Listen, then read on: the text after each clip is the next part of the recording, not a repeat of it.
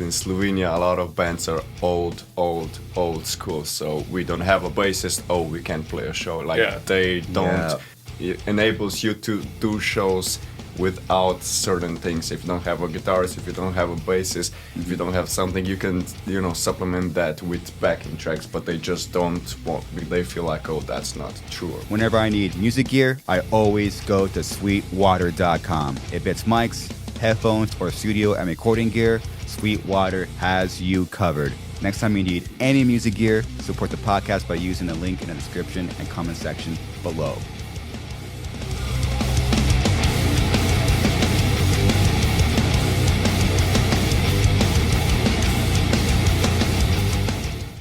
Everyone watching, listening, today we have Within Destruction. I am honored to have you guys literally from across the world. So you guys are from Slovenia, correct? Yeah. Wow. I mean, we're the from two of us. Slovenia, yeah. Yes. Yeah, Howard's from Taiwan. That explains it. Yeah. I was like, why? I said, why was Howard at the... I was at the Thailand show, so I grew up in Thailand. Really? Yeah.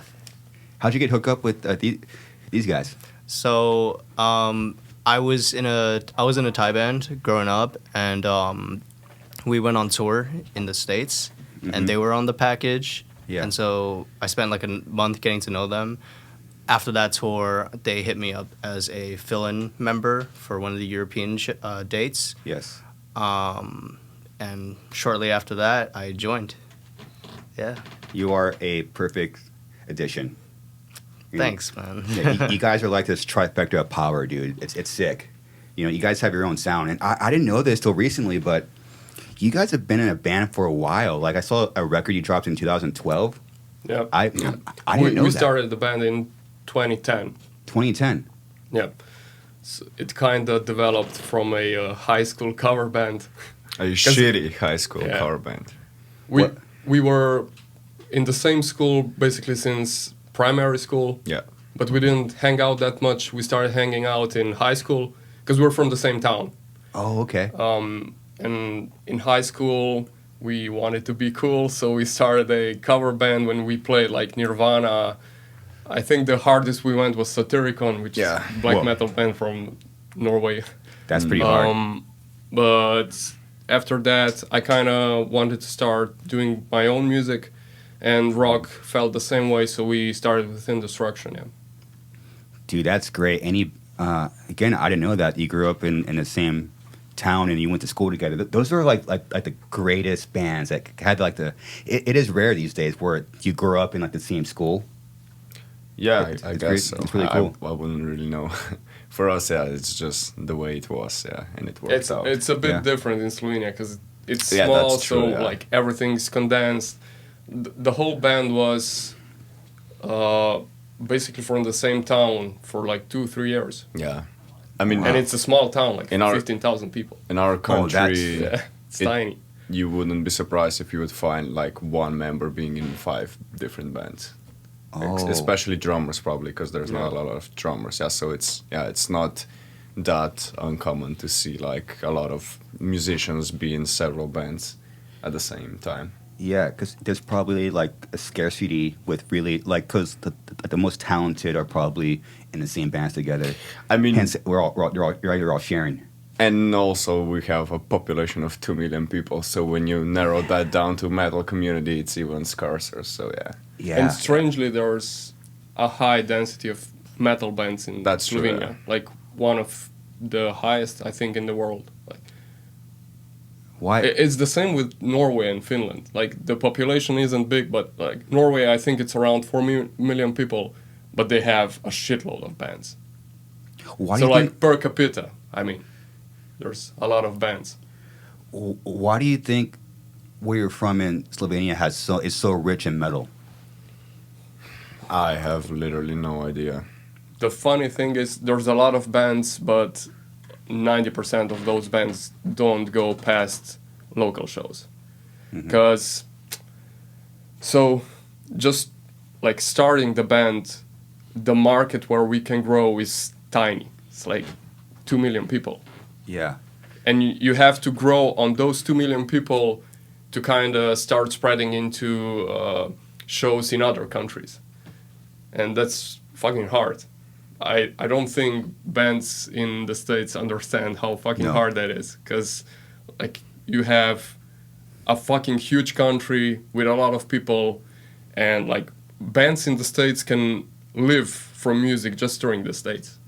We can't do that back at home. It's fucking impossible. So we had to spread over Europe first, and I think the first show we did, which was fucking horrible outside of Slovenia, was in Croatia. That was one of the worst shows we ever had. After that, we went to Austria, and I think the next step was... After that, I think the first European tour I think we so, did. yeah. With Disentomb, Visceral Disgorge, who else was... Cranium. Cranium, yeah. That was it, I think.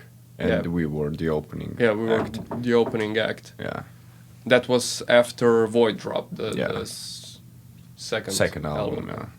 Plus, I also think that in the States, for example, just the mentality of musicians is that they can pursue this as a business career.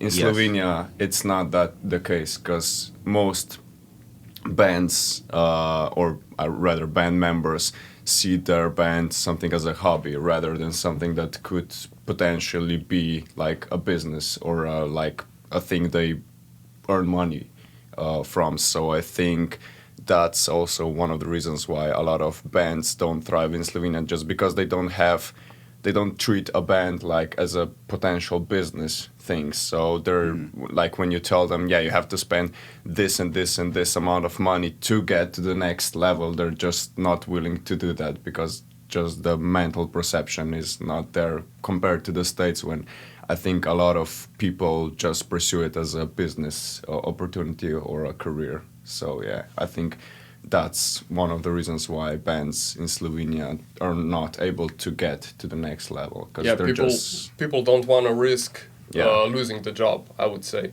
Yeah. Yes. Or just pursuing an alternative. Yeah, because they're comfy with their job, so they have their bands only as a side hustle. Do those local shows, maybe they play in Austria or something like that. Yeah. And that's an achievement for them. But like, we didn't want to stop there. Just wasn't the case for us. But I do have to say that we are extremely lucky regarding our job, because they have been very supportive of the things we do, and the owner of the company actually paid for the RV rental for our first tour. Yeah. Oh, that's great. Yeah, and we also have a really dynamic environment with our work. So we basically work on tour all the time. We work remotely, so our job allows us to basically work flexibly throughout like the whole entire tour. Yeah, that's great. So what you do remotely doesn't affect how hard you want to go and pursue music. Yeah. That's incredible. And we're also able to, at least for me and Luka, we earn like our wages through our job, and we're able to reinvest anything we earn from the band back into the band. So, like ever since we started the band, we basically haven't withdrawn anything we earned from the band. Yeah. We don't need the money we earn with the band for like our daily our expenses. livelihood. We have our job for that. Yeah. So whatever we make with the band, we just snowball forward so we can get to the next do level. bigger stuff going forward. Not only do I guess musicians and artists from your country have like the mindset of like, I can't spend money and to do this, and then not only did you both, all of you, get through that, but now the money you do get, which is incredible. The fact you get any money coming back to you is pretty incredible. You even take that and invested it back into the music. Yeah. And even though from what you're telling me, that the bands around there were sharing the best musicians, but it's kind of funny how you're just attracted, your energy attracts like the right people, and who and like the chances of you two having the band together. Yeah. Just have like similar mindsets. The two of us were the most dedicated ones. We went through a lot of changes in the band. Yeah. Like from local people, and the band was still local, so we didn't play that much, but we already saw that there wasn't too much interest from those guys. Then we got 2 new guitarists, and we started touring with them in Europe and in the States. Then those 2 had kind of job issues. Like, they didn't want to risk. That was the case with them. They didn't want to go on tour like 2 months in a row because they didn't know what's going to happen with their job. And we were like, we don't fucking care. We want to do this. Then after that, we got our first guitarist, filling guitarist, who was on like 2-3 tours. Yeah. He was from Norway. That was the first non-Slovenian person in the band. Yeah. And at one point it was only us 2 in the band, so we only got we did 2 US tours. Yeah. Only us 2, with 1 fill-in guitarist from the States each time. And on the second tour we met Howard. Yeah. At one point we were actually considering just being a 2-piece and having everything on backing tracks. Well, if we're on track with that. Yeah. We did a show last year in Korea and in Philippines. Yeah. Howard wasn't able to go to Korea or Philippines because of like a COVID issue. Like, there were some restrictions for Taiwanese citizens coming into those 2 countries. Oh, okay. So those 2 tours, it was only those 2 shows. It was only me and Rock. Yeah. Everything else was on backing tracks. We don't fucking care. Like, Rock's voice was pretty busted at the Korean show. I think the worst was the Philippines show. Yeah. Yeah. So we were unsure if even Rock's gonna be able to do it. Oh my goodness. Like, there was a chance it's gonna be just a fucking drum clinic from me. Oh, sick. But yeah, like, a lot of bands think like that's the end of the world. We can't play a show. We just don't fucking care. Yeah. Like, if people want to hear music, they're gonna fucking hear it. That's another thing we maybe have to point out. In Slovenia, a lot of bands are old school. So we don't have a bassist. Oh, we can't play a show. Like, they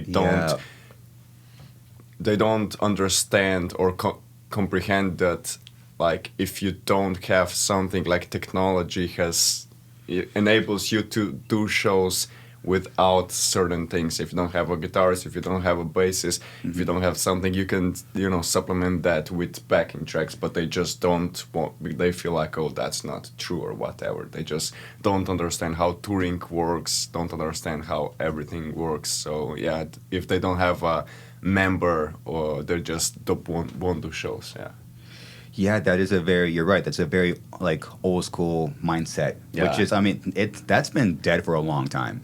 So it's great there's nothing wrong with that. Yeah, it's just like we don't care. Like, why would you want to cancel something if you can supplement it with like a backing track or something? Like, I agree. I don't understand. Like, even like for us, I think some bands don't want to, or this band, just because, I don't know, one person lives 30 minutes away or something and has to drive to rehearsals. Like, that's a breaking point for them to not be in the band. It's just like, the mentality of musicians, I think, is pretty, like, I don't know, 20, 30 years, like, set into the past.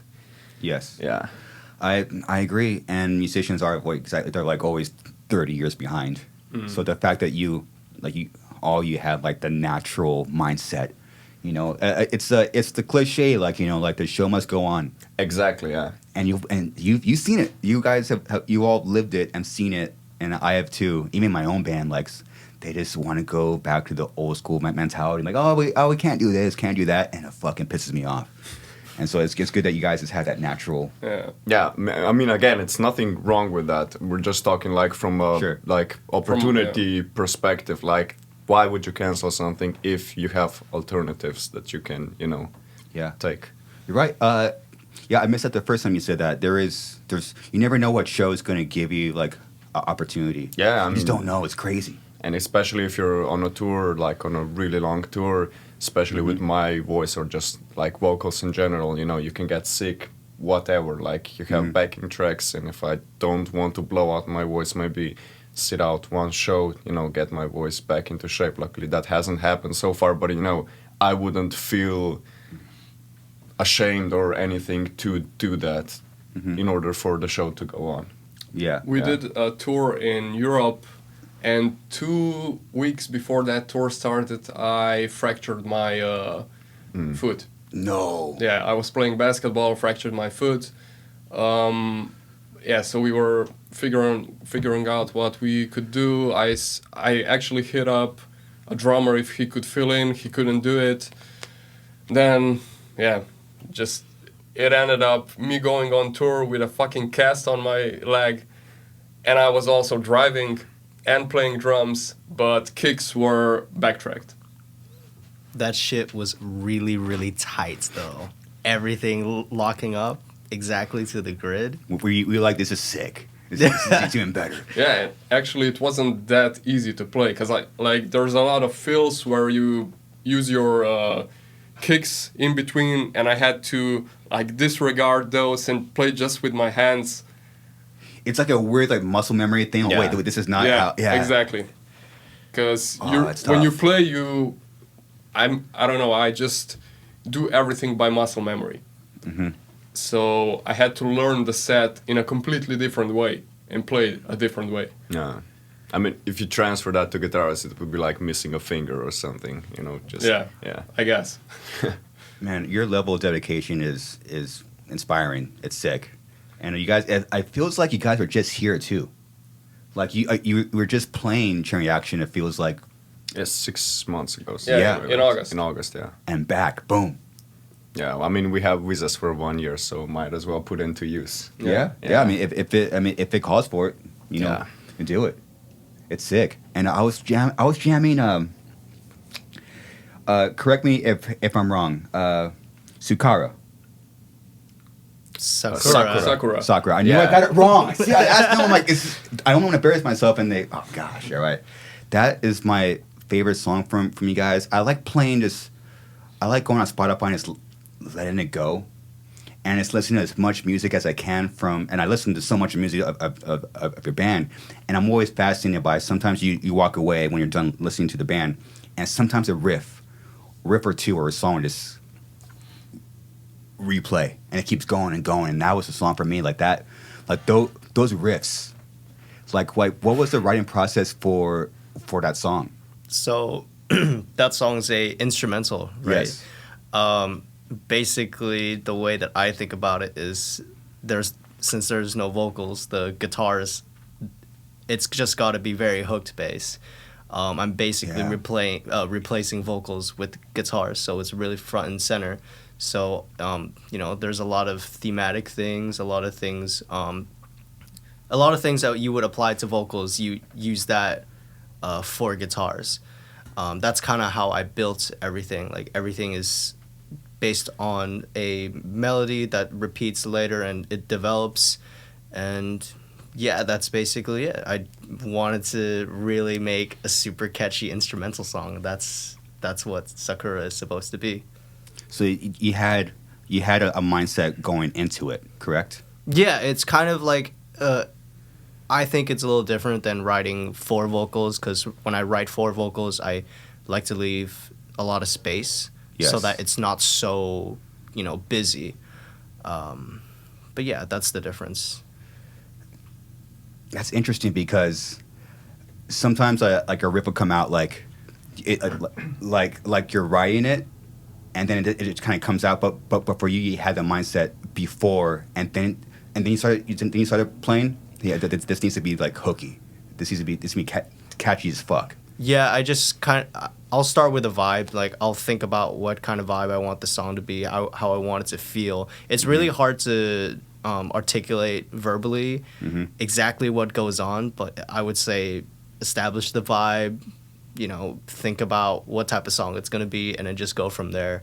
I just track directly into Ableton, and yeah. Didn't we say for that song that we want an anime opening theme song? Yeah, exactly. So I think that's the one. Yeah, Luka came to me and told me that we should definitely do some kind of anime intro themed song for this instrumental. So yeah, right off the bat, I was like, okay, then it's got to be super hype. It's got to be super catchy, upbeat, and that's how it came along. That's no pressure, right? it's still fun, dude. Like I love writing music. It sounds fun. Yeah, like even if I have free time, I'm writing music because I just love doing that. Interesting, dude. Did you so when you're playing that song in particular, like is it like once you have the riff, do you kind of build off that riff and just keep going? Yep. What was the first riff?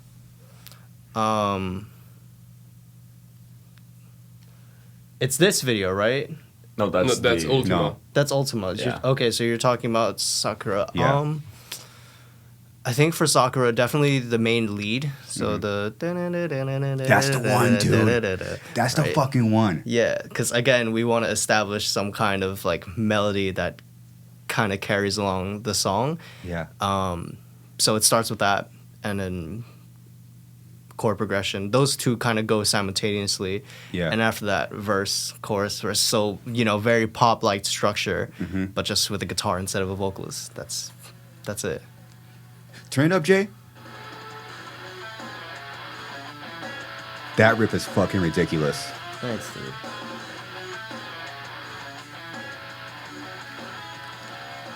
Hey, Jay, go back 25 seconds. Boom, perfect.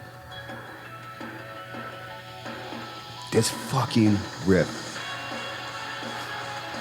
It's like when you're playing that. What are you feeling? It's like, oh, this is like, okay, this is going somewhere. Yeah, so... Thanks, Jay. Intro is kind of like anime character running, so think about like Naruto running through a forest or something. It's kind of got that vibe. Basically just super anime intro going into that beginning of the song. So, yeah. So you have like image in your head.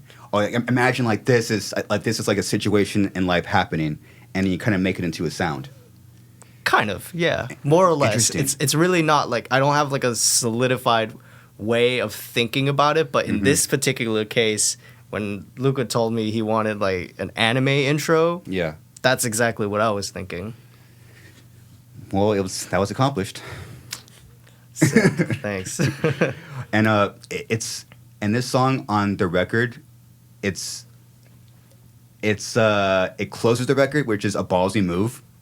Like to me, it's kind of like it's one of your top string songs. I think it's like number 2, and it's funny how you put that in the end of the record. We kind of wanted to close it on a more chill note. I mean, there is an outro after this one, which is like a lo-fi chill vibe, just a progression of this song. Whose idea was that? Howie's. It was. Oh, wasn't yours? I mean yeah. doesn't fucking matter. Humble. I love it. Maybe like more of like a collab, but you don't remember who said it. Hey, do you like a other version of this? Yeah, I mean, it's hard, to be honest, it's really hard to think about who came up with what, because at the end of the day, we all agree on what the songs and products should be. So it's not really like, oh, this is your part, this is your part, this is your part. It's just more like, this is our album. Yeah. Yeah, it sounds like you're a unit. We're like a hive mind, dude. Wow. That's sick. Yeah, like, we rarely disagree on something. Are you serious? Yeah. That's oh my god. I mean, and even if we disagree, we don't like... Yeah, we make a compromise. Yeah. Every time. Usually it's like, I kind of get an idea about a song, what we should do, and I just tell Howie, do this. And the product's there the next day. Yeah. That's Next maybe another thing, like up until probably partially Death Wish, but mostly Yokai, all the music was, or the guitar parts were written by Luka. So another thing, like once Howie came to the band, you can definitely see like the progression in the music writing as well. Oh, that makes a lot of sense. I didn't know that. So, because that was a question that I had for you guys. Like, there's like an obvious like big musical direction change from 2018 with Death Wish, and then 2020, only 2 years later, it's like, oh, this is like, it's like you were becoming like your own band. Like this is like your sound. And I was wondering, like, how why the change, and then it explains that's when you brought in Howie. Yeah. Oh. Howie is now an integral part of the band. Like, Within Destruction can't exist anymore without Howie. That's my opinion. Agreed, yeah. 100%. Because before, like, we didn't really care.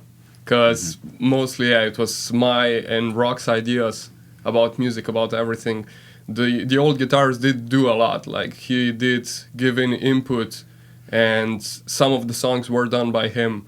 But still, like, it was mostly Rock's and my ideas. But now, like, Howie's the central part of the band. He's the mastermind when it comes to music writing. Yeah. There is kind of like it. You don't know. It was correct me if I'm wrong, but there's no like you don't know when you're doing it. But then once you have like you're bringing in another whether person or idea way of doing things. Wow, this is like it. And then you realize what you're doing early was so much harder. So it was like in a weird way you were training yourselves to eventually when Howie came in the band, it was like now it like shit's really flowing because we've been doing this the hard way like the whole for years. Now when Howie comes in, it's like it just everything is just like maximized, you know. Yeah, actually, well, Howie joined in 2019, right? Yeah. Yeah. So even before Howie joined, me and Rock already kind of knew in which direction we want to go. It was just impossible for us to achieve that because, like, my guitar knowledge or Rock's guitar knowledge is like practically non-existent compared to Howie. Yeah, and when we were trying out Howie on the European tour, we were already kind of discussing if he wants to join the band and all that stuff. And I told him if he has any demos or in which direction we want to go, and he just started writing. And most of those songs ended up being on Yokai. Did you have this shit built up, like riffs saved, or were you just like sitting down for hours to jam it? I mean, previously, I said before, I just write music for fun. So I had some stuff that was like ready to show people, but I didn't build it with any intent or purpose or anything. It's just there.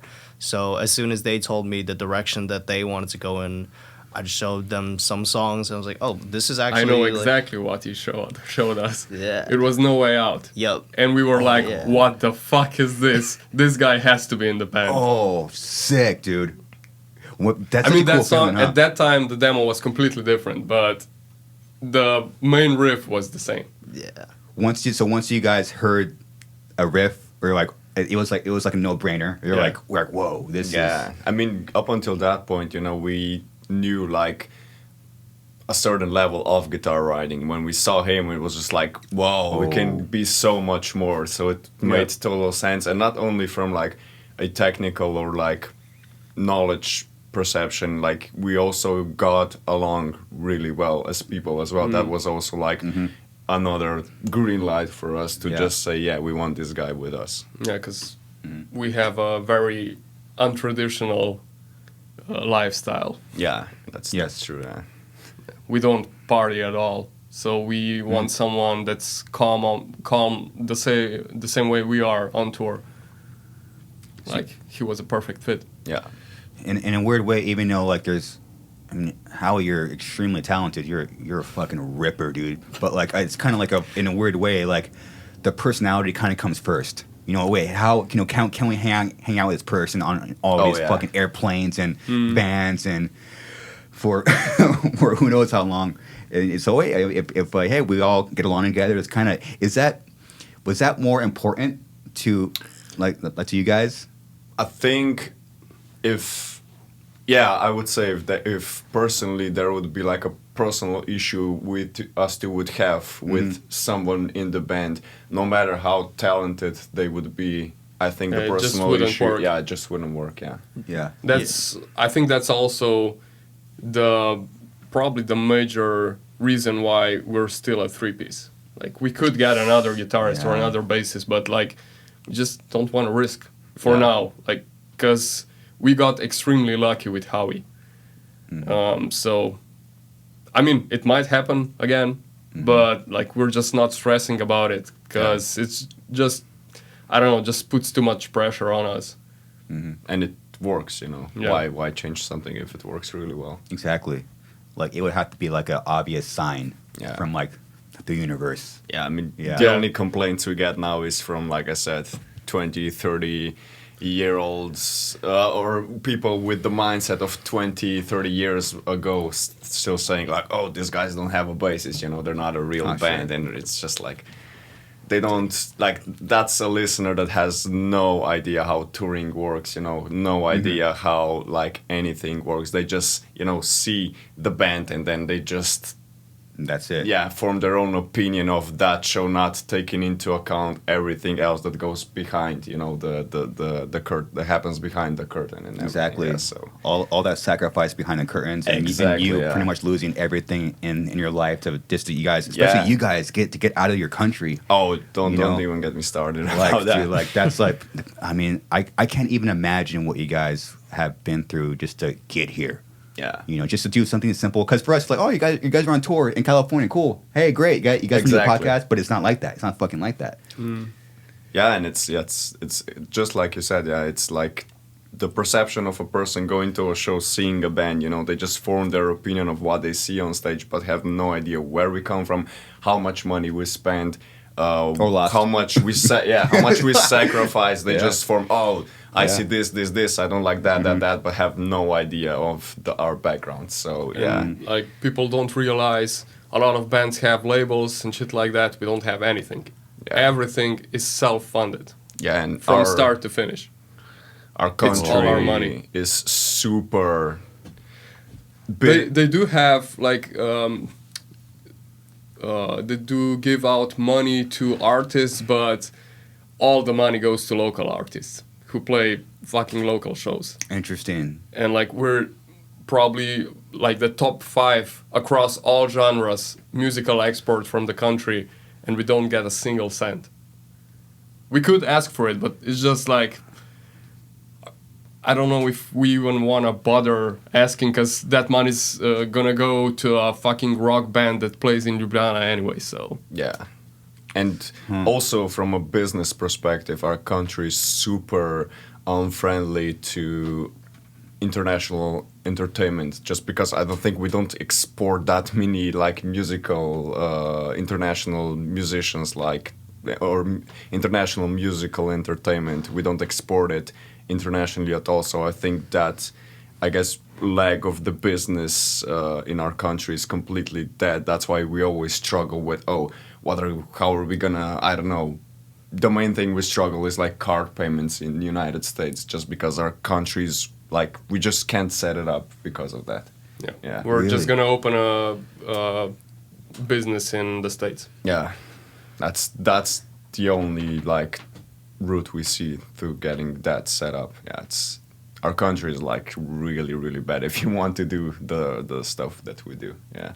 It's so strange, because you would think that they would like encourage it, but it's the complete opposite. If we would play pop or maybe folk music, then maybe, but they just don't care about alternative scene because it's so small and it doesn't impact the country the way other genres do. Yeah, but it's still weird because you guys do impact a lot of people. I mean, you're literally touring. I'm looking at your dates right now. You're literally touring the whole country. You're touring for full 4 weeks. You're going to be in California, Oregon, Washington, you name it, Iowa, to Texas, Arizona, New York. You guys are everywhere. Yeah, Canada. But I think we might actually try in the future with our country and like trying to explain to them what the fuck we do and why it's important. Mm-hmm. But we're actually putting Slovenia on the map, you know. Yeah, it's like we're the second Luka Doncic. Yeah. Yeah, like I haven't actually heard anything about Slovenia until I met these guys. Oh my goodness. You know what I mean? Yeah. How was it for you getting out of your country? Oh, you mean coming into the States? Yeah, like, or trying to play music and trying to get out of what your surroundings to do what like you want to do. I don't think it was that hard or that crazy. Growing up where I grew up, a lot of people went out of the country to go to school, so right away there was already the option of pursuing something outside of your country. That was always a path you can take. And yeah, in terms of traveling, it's really not bad. The only thing I have to do is a couple of visas, as we said previously. How I wasn't able to go to Korea, how I wasn't able to go to the Philippines. There are some restrictions with that, but I don't think those are anything too bad that would restrict me at all. You do have restrictions going to China. I do have restrictions going to China because I'm Taiwanese and that whole thing. That'd be obvious with what's going on. It sucks when you're not involved in politics, but they get involved with you. This sucks, man. Yeah. I feel you. So how do you guys practice? We don't. Dang, dude. We do kind of the whole production check before the tour. That's it. One rehearsal. We go through the set one time. That's it. Sometimes we do rehearse only me and Rock because we just listen to our the tracks we have in our in-ears, but mostly it's just everyone by themselves. We play to a click, so if you know how to play the set, you know how to play with the band. Usually the first rehearsal is the first show. Yeah. So are you like, for you, Howie, are you like at home, okay, I'm just going to jam like the set list, I mean, you're just playing it, getting like the muscle memory ready, and then so by the time you guys get in like, the same room together and play it in person with the three of you, is it easy? Is it, I never heard of that. It's like practicing at home. Literally, I hear the same thing in my ears as if I was practicing at home. So, are you serious? Yeah, the most difficult part of the whole process is actually putting the set lists together and putting all the stems together. But other than that, dude, it's just you just play. You just play to the click. Whoa, because your music is very intricate. There's a lot going on, as far as like riffing, or like the drums and the vocal. You guys are all doing something pretty. It's very intricate, So just me thinking, like for us, like we play a couple notes, and that's like, okay, we need to practice for 2 weeks, and you hear how your music sounds, and you just naturally already have it down. Yeah, it's fascinating. Again, with 3 people, it's much easier because that's true too. I take care of the guitars and the other guitar, so we're hard panned left and right. I'm on left. I just have to make sure I'm playing, the left tracks that are actually on the album, and not the right, so that, for example, harmonies or specific parts where only left or only right are playing, like I have to nail those down. But that's pretty much it. Anything else, like for example, vocal harmonies. So I'll sing during the live show. I'll sing the main melody, and he'll scream it.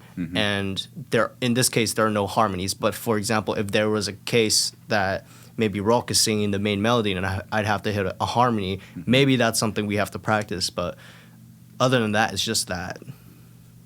Everything else just goes. You guys are next level. Okay, then that leads me to my next question. I will start with, we're already on Howie. How much do you practice? It just sounds like you just sit there all fucking day and just fucking rip.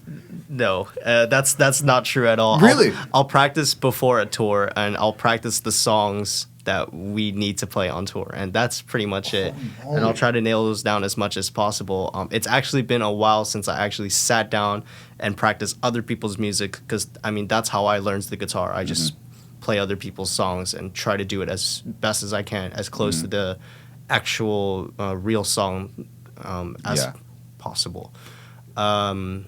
So not a lot, but I do play the guitar a lot because I write a lot. So I'm touching it all the time. I'm touching the guitar all the time. Okay, then that leads me to make my question more precise. So, but you are playing it pretty often. Yes. Okay, because writing music is a form of practice without really even kind of thinking about it. You're like, well, you're just playing for a while. Yeah. You're writing riffs, or you're playing a song. Oh, I guess I'll play the Slipknot song. Or like you'll. Yeah. That That is a form of practicing. Yeah, and you know? I mean, the only limitations that you put on yourself is your technical abilities. So if you want something to sound really technical and it really fits the part, you're gonna push yourself to make that happen. So you can either half track it and then like learn it and pick it up and then track it for real. Yeah. Or you just push yourself, you know, start with a slow BPM and then just move yourself up. That's not that hard of a process. So if the part really calls for it, I will send it. I will go for it. Yeah, well, we're very similar in that way. You know, it's like, okay, I want to do that, but you got to kind of push yourself. Yeah. You know? Exactly. I'll find like songs that are like a little bit more difficult. You know, I'll learn like Master of Puppets or something. I really lock in like the right hand. Yeah. You know, I was like, oh shit, okay, I want to do that. And then, so crazy how like your writing gets better without even trying, because you're just naturally you're playing, but the writing gets better. It's crazy, huh? Yeah. Well, you guys are maniacs, so there's that, and you sound like you practice a lot. I don't. Oh, what? See, this is what pisses me off. I try so hard. I used to, but now I just practice before we go on tour. The hardest time I have is like if we add a new song to the set list, I have to learn everything from scratch. Mm-hmm. So that usually takes the longest. But I can't remember the last time I sat down and I wanted to learn a new technique or something like that. There is one technique I want to learn, but I just can't find the time.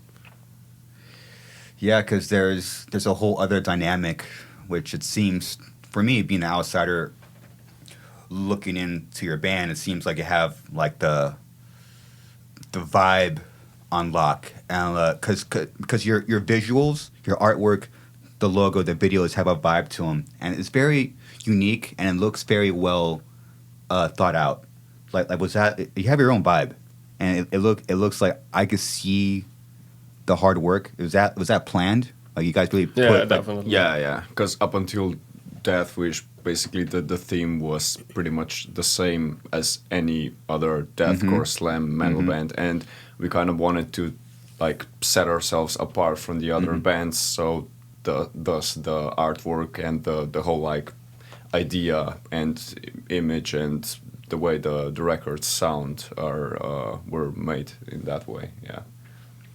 Yeah, you had the artwork and visuals and videos started to match like the intensity of the music that you got with Howie joining. Yeah, we just wanted it all just like you guys just like maximize it. That's an exciting time.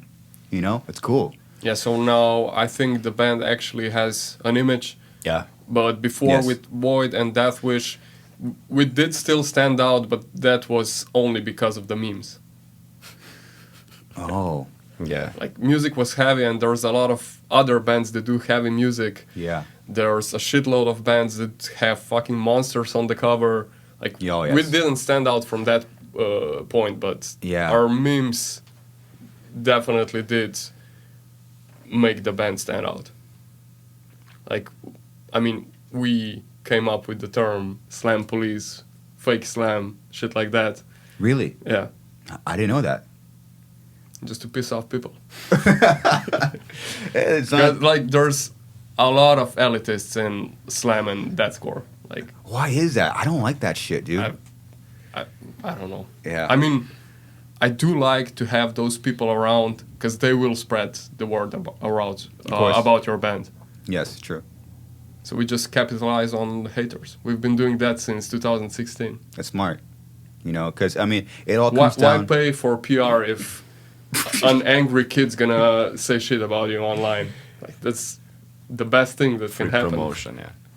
Yeah, well, you want people to hate you because if they don't hate you, they won't love you. And then love comes from them. Yeah, people come out to like the shows. You're thinking about it like you're a band coming from a different country, and like you have people driving from their house, stopping their day to see you guys. That comes from like emotion. You got to invoke something from people. Not many bands do that. And you guys had a lot. Yeah, I think too many bands play it safe. Oh yeah. That's like and like not to name names, but yeah, you know. you know, like you see it, like the artwork, or you hear the sound, like, you know, it's just not that like unexplainable thing, you know. It's like something's missing, you know. That's why when we did Yokai, we weren't worried at all. Like, we knew we're gonna lose some OG fans, but like, I mean, if they don't like it, fuck it. I mean, like, what's the point of being an artist if you're not able to do whatever you want to do? You know, you just, you know, lock yourself in this. You know, we'll do this and we'll do that, but we won't explore anything else just because we know a certain amount of people are gonna like this, and we're afraid of, I don't know, disappointing them. It's just like, that's not what art is about. It's not about pleasing people. It's just doing something you like, and if people like it, that's awesome. But if not, you know, that's okay as well. Yeah, I think when you really start to change yourself for the sake of other people, with that fear of disappointing those other people, that's when you really do lose yourself as an artist. Yes. And I think you can hear when bands do that. Oh yeah. And you want the longevity. You know, there's something about when you do what you want to do. That's why each record we do, it's a bit more mainstream, because like that's how the band grows. Like, you have to, new ears have to hear your songs. Like, otherwise you're not growing. We could be doing like Death Wish Part 2, Part 3 every 2 years, but we wouldn't grow. Sure. Like, there's a pool of people that listen to deathcore, and like, there's a pool of people that listen to metalcore, which is far bigger than deathcore. There's a pool of people that listen to butt rock, which is far bigger than metalcore. So, I mean, that might happen. Also, might happen. Personally, us as people, we don't listen to that kind of music anymore, or not to the extent we used to. We listen to other stuff that inspires us, and we want to also pursue that in our music. So if we wouldn't be doing that, then what's the point of even like I'm making music just for the sake of making it, you know, not making something that you really want or really are passionate about. That was my next question. Like, what was like the reaction when that record dropped? Did you notice like a little backlash? Do you notice like a big jump in, or both? Which one? Yokai or yes. Lotus? Yeah. The numbers from Yokai were at the same level as Death Wish within half of the year. Oh, okay. So that's So Death 2 Wish, years. yeah. Death Wish was out for 2 years, 2.5 years. Yokai for half a year, and the numbers were the same. So the growth, like when we released Death Wish, I think we were at 40K monthly listeners, and we peaked at 180K with Yokai. Wow. So like that's 3 times the growth. Dude, that's a lot of growth. And people were saying shit like, "Oh, this band's not gonna go anywhere doing music like this." Of course. Like, deathcore kids were pissed off. I mean, it worked for us. And it's the same with Lotus. Like, numbers just kept getting better. And the funny thing now is the same people that were talking shit about us after releasing, like, deathcore kids listening to Death Wish were pissed off about Yokai. The same people are now pissed about Lotus because it doesn't sound the same as Yokai. And now they're saying Yokai is so fucking brutal. Yeah. Fuck, make up your mind. It never ends. Yeah. Hopefully, yeah. You know, if people keep listening to you guys, you know, that's all. I don't really know what it is, but you guys did something right. You know, it's a weird thing. Like, to me, it sounds heavier. There's something. You guys nailed something. You know, sounds like being authentic. I think, you know, the thing we're trying to do now is like, we don't have that many heavy parts in the songs anymore, but the ones we have, we want to make stand out. Yes. So even though there's a lot less heavy parts now, those do go way harder. Yeah, the music is more dynamic. It's not just, you know, 100% time. We give the music space to breathe, and then when it's heavy, it hits really hard. When there are solos, it's, you know, when you hear the solo, oh, that's that song. It has melodies, it has choruses, so each song is, I think, its own song. So when someone hears it, oh, I know which song that is, as compared to Death Wish, where it's just brutality from zero to from A to Z all the time, and it's just I mean it serves its purpose, but it's just like not diverse, you know. It's just like a whole thing. Yeah, when with Lotus and Yokai, we feel like each song shines in its own way, so it's unique in its own way. Yeah, I feel like if everything's at 100% all the time, it's not going to feel heavy. It's just gonna feel super oversaturated. Yeah. I do love the new and fresh dynamics that you bring to the table. It's out of nowhere, it'll be like this, you know, a beat out of nowhere, and then boom, a slam. Like, you know, it's just something like about like a reset in your ears. It just feels good. Yeah, you know. Yeah. And I think it still retains its heaviness because we're still using, you know, really heavy guitar tones, the drums, the bass, everything. Like mix-wise, it still sounds heavy. I don't think you necessarily have to be playing a super heavy genre to sound heavy. I think a lot of it also comes down to the way it's mixed.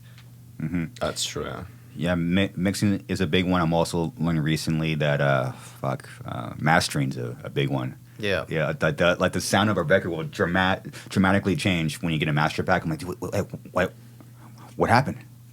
Yeah. Holy, yeah, all those things need to align, you know. And you guys do everything yourselves. Everything looks pro. Colors are sick. It's kind of the future. I mean, doing shit yourself. Yeah. You know? Yeah, I mean, that's how you make the most money.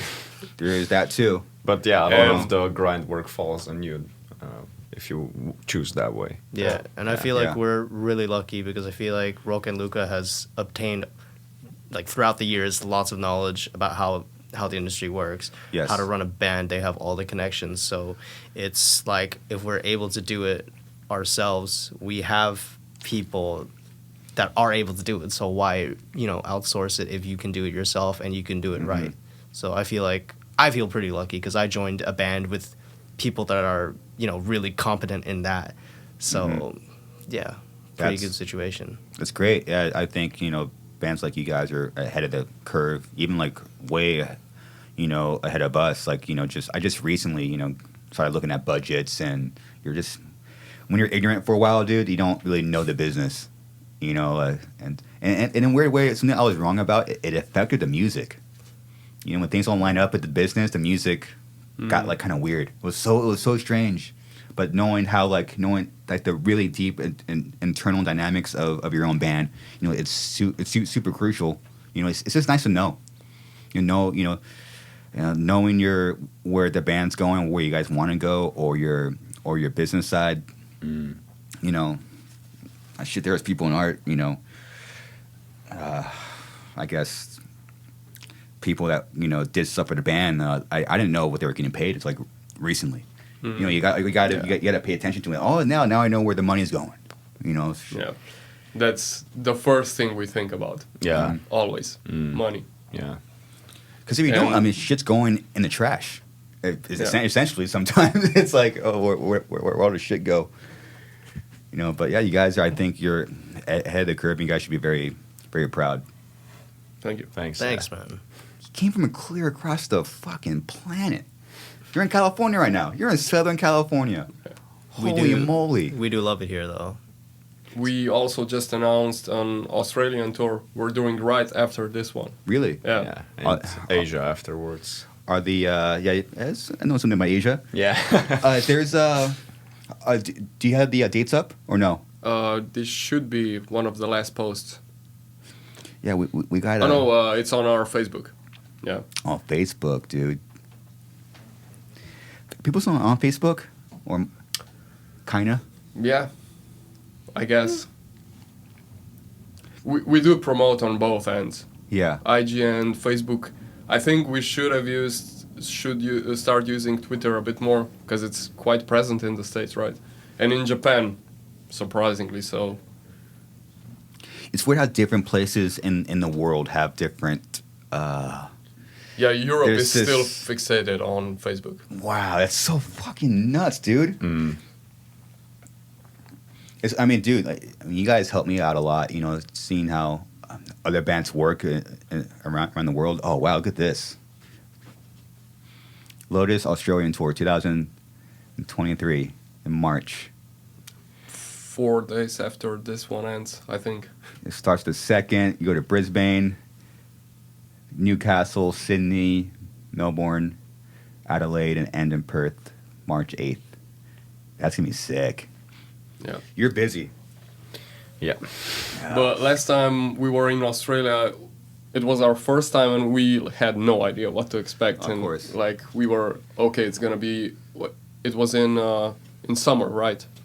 Yes. Yeah. Yeah. So we were like, fuck, it's Australia. It's going to be fucking I mean, hot. yeah, summer for us. Yeah. Yeah. But it's like we come reversed. there, Yes. it's fucking cold. Yeah. Like we all got sick on the first day. Oh, no.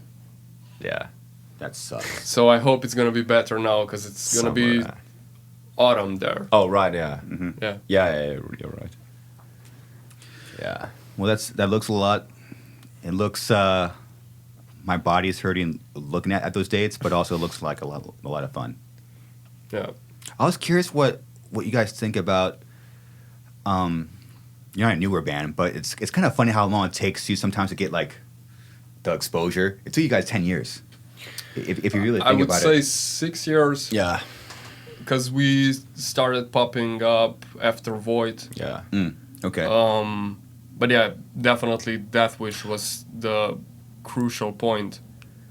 Yeah, I mean, you could say it's 10 years, because if we would have been a US band, we would probably have better starting point. Definitely. So just the starting point for us as Slovenians is, I feel like it's way harder to break through the scene than it is if you compare ourselves to a US band, for example. There's like US bands that like blow up after a year.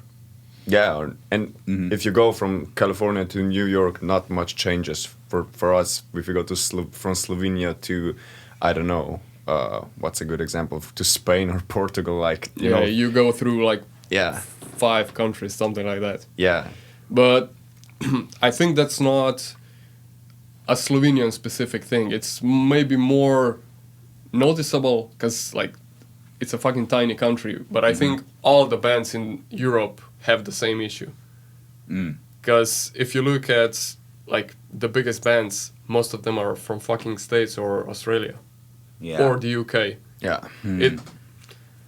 I don't know. I feel like European bands are at a disadvantage right at the start. Compared to bands from the States, for example. It's a lot harder to grow. Because, like, name one band from Austria, for example, or Italy. Oh no.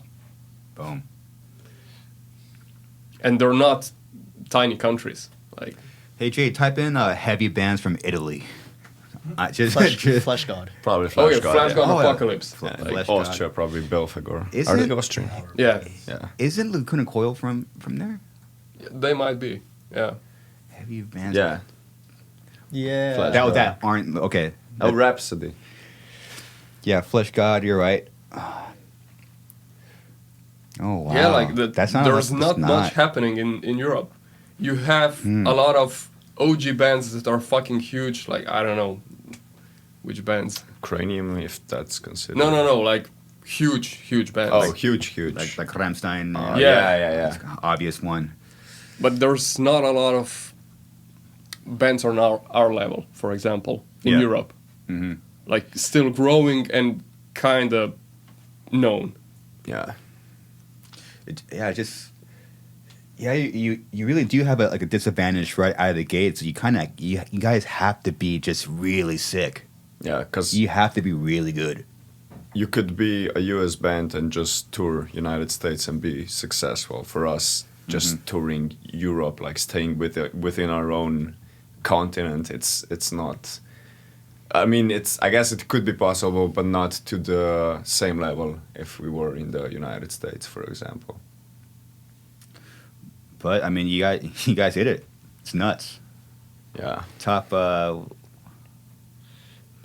These are obviously USA. Scorpions. Scorpions is Germany? Oh well. Scorpions is from Germany? I didn't know that. Behemoth Poland.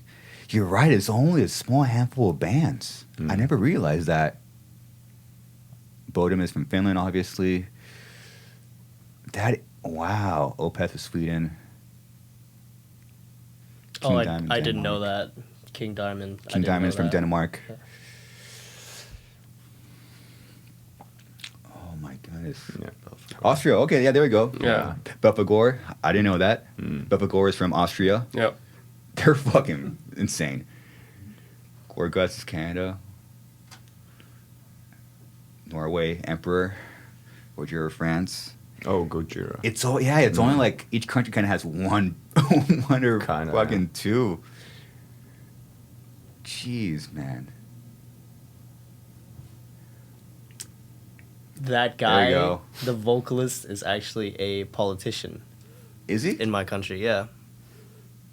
How do you say their band name again? I'm sorry. Tonic. So the CH, I think, is just silent. Oh wow, Tonic, from Taiwan. Yeah, Oh yeah. they were playing Ozfest here like 2007. Okay, that was probably a big deal. But he went straight into politics. I mean, the band is still active, but Yeah. not as much because I think everyone has their own thing going on. Mm-hmm. Let's see. Warm, Spain. We were just talking about Warm. They're fucking brutal.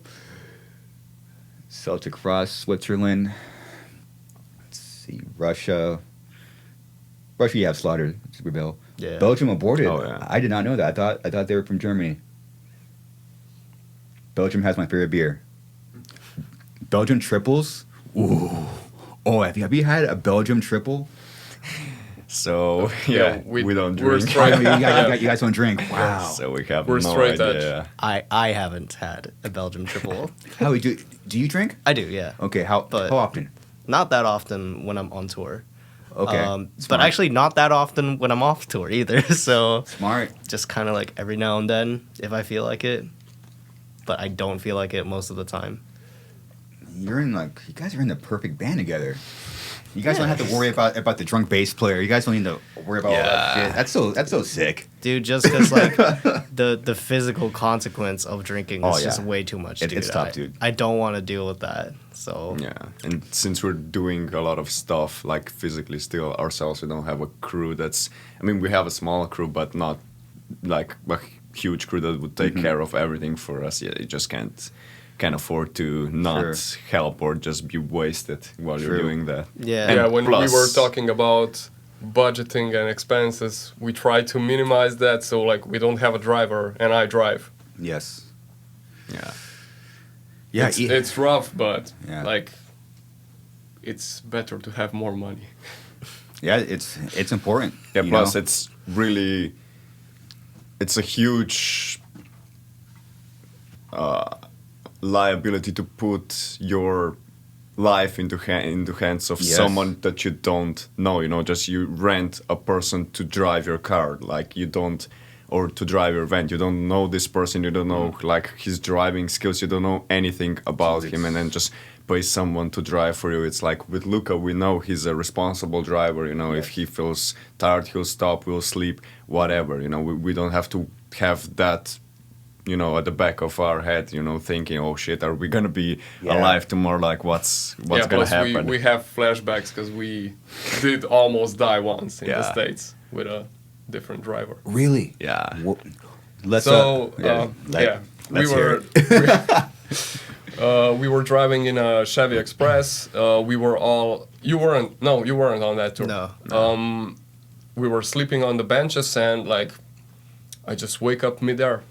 No. Wake up midair, bam, slam down on the bench. I wake up like what the fuck is happening? Another bump. Yeah, the driver fell asleep. On the highway. So we behind were the actually wheel. really lucky because we were on the highway and most of the highways in the States, they don't have any barriers in between both. lanes. Yeah.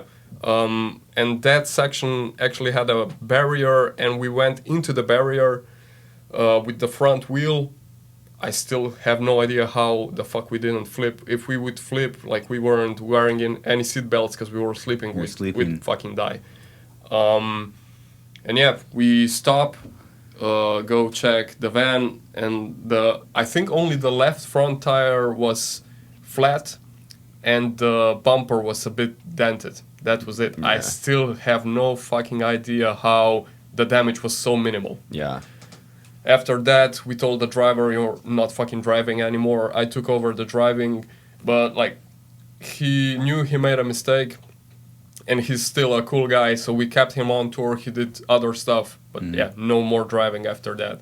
So we kind of have flashbacks and trust issues. So it's, if we don't get a professional driver, I'm not fucking risking with people. Yeah, or that we know in advance that he's like reliable, and we have past experiences with him. But yeah, just getting someone fresh, it's like always. Yeah, it's the same with other crew, like merch guys, shit like that. We also had bad experience with that. I feel like it's a huge gamble in the States because a lot of people want to do it and they have no fucking experience. That it's kind of, I just want to go on tour. Who's gonna let me go on tour with them?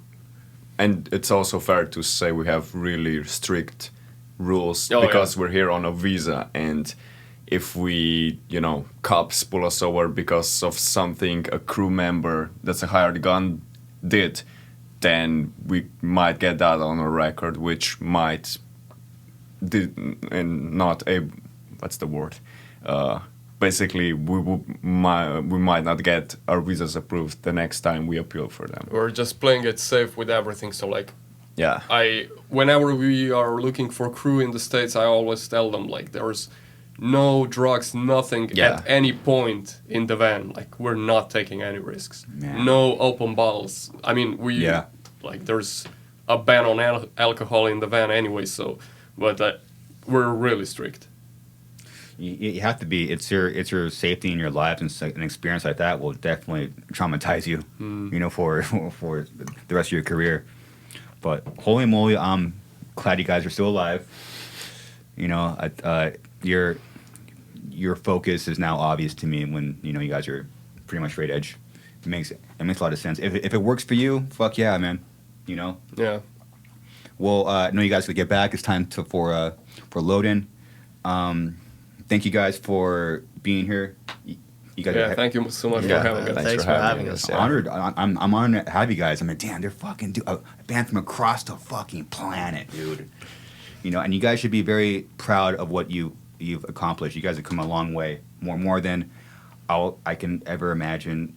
Maybe for people watching, listening, you guys have probably been through a lot, and it's very sick to see you guys here. So. But this comes out. So this comes out Monday. Okay. So when people watching it, so the tour is gonna be happening. So you're watching, listening right now. They're on tour literally in the States. Check them out. Going to Vancouver. Hell yeah, that's gonna be a home show for Carcosa. Sick. Where can people find you guys? As far as like social media. I think all are pretty much everywhere. Yeah. I guess our main one is IG and Facebook, but we're also on TikTok, Twitter. Nice. Yeah, I think that's it. Maybe a few memes here and there. Yeah. Okay, cool. Definitely. Well, again, thank you guys for being here, and I'll see you guys at the show tonight. All right, everyone. That's it. Later.